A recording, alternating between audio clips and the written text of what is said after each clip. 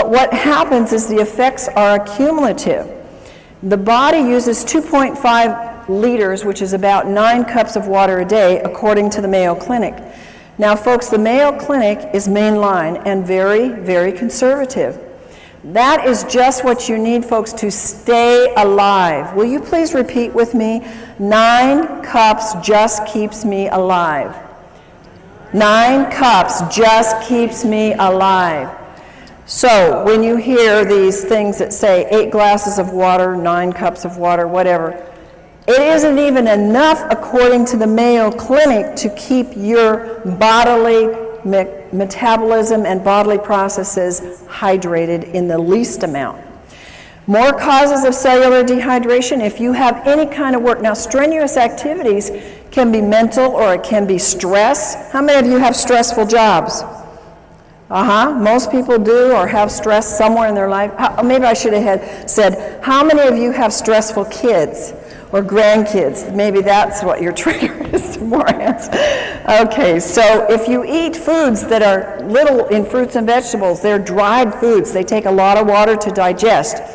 And acid, it's like you didn't drink at all, because acid consumption of water, and how many of us have been diligent about getting purified water?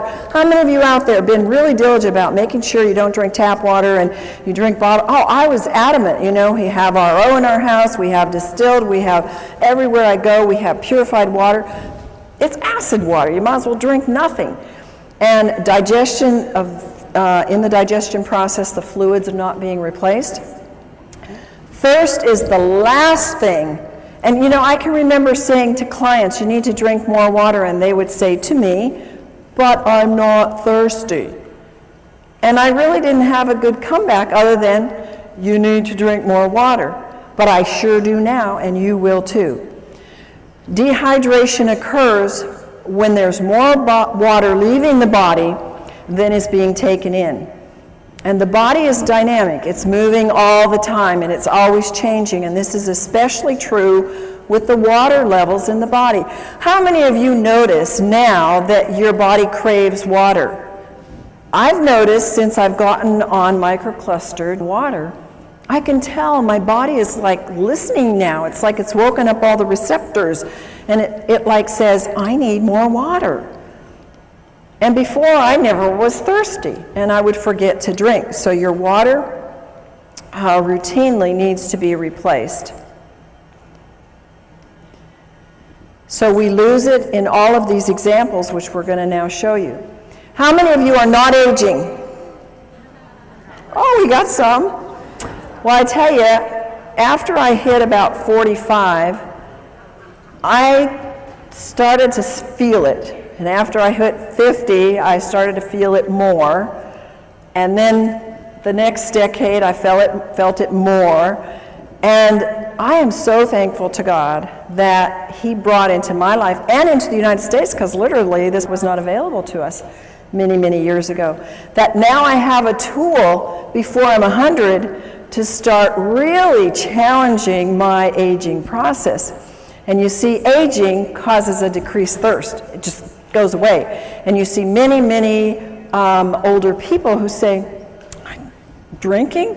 And you look, my folks are 93 and 90, they live in a retirement home. Nobody drinks water there. It's like water purifiers. It's like foreign. And they're all suffering too. They're not in very good health. Another thing that we sometimes don't want to hear, don't want to see, is that alcohol causes dehydration. Well, if you're going to drink, then at least be aware you need to drink a whole lot more of the right kind of water to deal with that dehydration it causes. Now, there are special circumstances that cause dehydration, and one of them is burns. And if you know anybody that has lots of burns or little burns, they're going to need a lot more water in their body. Here's another one of those American, don't tell me, don't talk to me about it, I'm going to keep my cup of coffee. You know, when I was very, very ill in my 20s, this is what led me into nutrition and natural health, I had to quit coffee because it was actually pushing my energy down. And I thank God it did, because I realized then what it was not going to help build up my health. And a lot of people just haven't gotten that yet. They haven't figured out that it's reducing your melatonin in your brain. That's very, very important for good, sound sleep. It's decreasing your memory enzymes. I want to be full of a good memory on into my 90s and 100s. It can cause DNA damage. It affects your overall brain functioning. How many students do you know? And when I went to college and grad school, everybody was drinking coffee to what? Think, study, stay awake through the night. I couldn't handle it. Thank God at that time I was sick enough that even coffee wasn't helping me. But it actually depletes their brain functioning. And when people crave coffee, it's a craving for water that their body needs. 10 ounces of coffee removes 12 ounces of water from the body.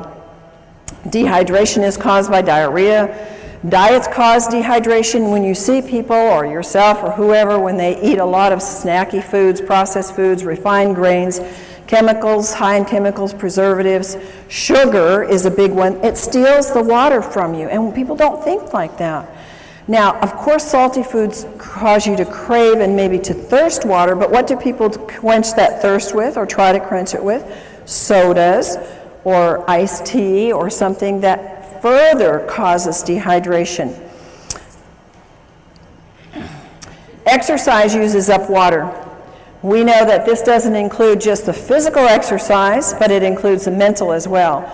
You're going to need way more than the 2.5 liters to fill up that body's dehydration just from some of these things. Fever, we know that edema means dehydration. I've told this to people for years, and you know what? It's so hard for our brains to get it.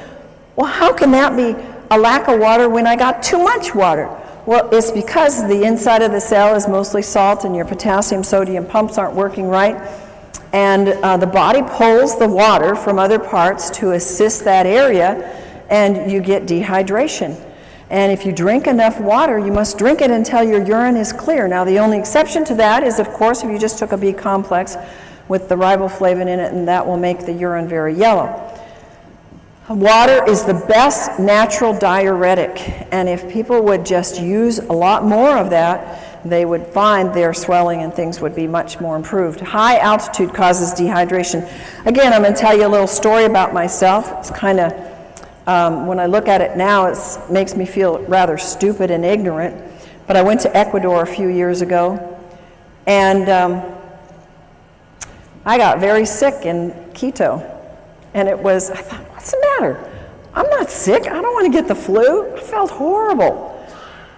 And, you know, we had a bottled water here, bottled water there, bottled acid water. And, I mean, I was sick.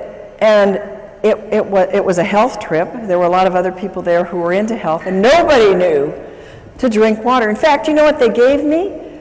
They gave me cacao, which is chocolate, which has caffeine, which further dehydrates you. I didn't know any better. I was so desperate, so I took it. But now, if I go back there or any high elevation, I'm going to know you drink a lot of the right kind of water and really hydrate yourself well. Another reason, we all know this one, we've all said it, we've all known it, is when you're sick, you get dehydrated. And why? Because you got to flush those toxins. And one of the reasons why we get sick is because we haven't flushed the toxins and also haven't flushed them with the right kind of water. Chronically ill people have to have the right kind of water, because if you don't, they just get stuck there and then they cause all kinds of illness. This is a huge area with medications causing dehydration. If you will look in the medicine on the internet or anywhere where they talk about the side effects